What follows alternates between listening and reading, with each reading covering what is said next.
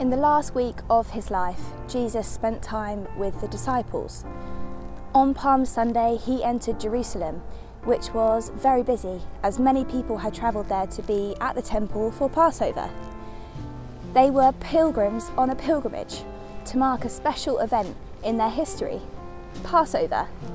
This is when Jews acknowledge how God brought their people out of slavery in Egypt through his servant Moses, and a new chapter began for the Israelites and their relationship with God.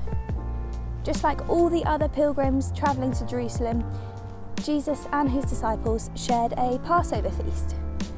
This was to be the last time that they were all together. As well as sharing a meal, Jesus also demonstrated his mission to serve others by washing his disciples' feet, a job that would normally be done by a servant. After the meal, Jesus took bread and a cup of wine and shared these with his friends, giving them a clear instruction to do this and remember him when he was gone. Jesus knew what was going to happen at the end of the week. On Good Friday he would die, leaving the earth, but then 3 days later he would rise again from the dead in his full glory. The meal, therefore, was to sustain Jesus and the disciples in a difficult time. The bread and the wine would become a shared action to remember Jesus' sacrifice. And even though he would no longer be with them physically, he would still be there alongside them.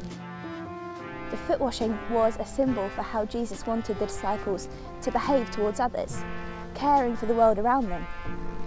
For Christians, the symbol of bread and wine at the Last Supper represents Jesus' body and blood, his sacrifice that brought the promise of hope and new life to the world today.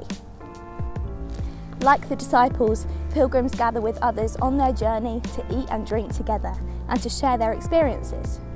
We gather round with our friends and our teachers in the school dinner hall, and we also gather round with our friends and family at the kitchen table for dinner. These experiences give us a sense of belonging.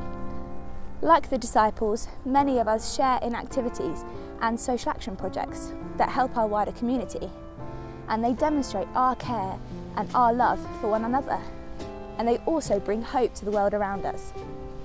So the final item on our Lent pilgrimage is food and drink. Think about how you connect with others during your meal times. How could you use your meal times differently? What activities or actions do you do that show your care and love for others?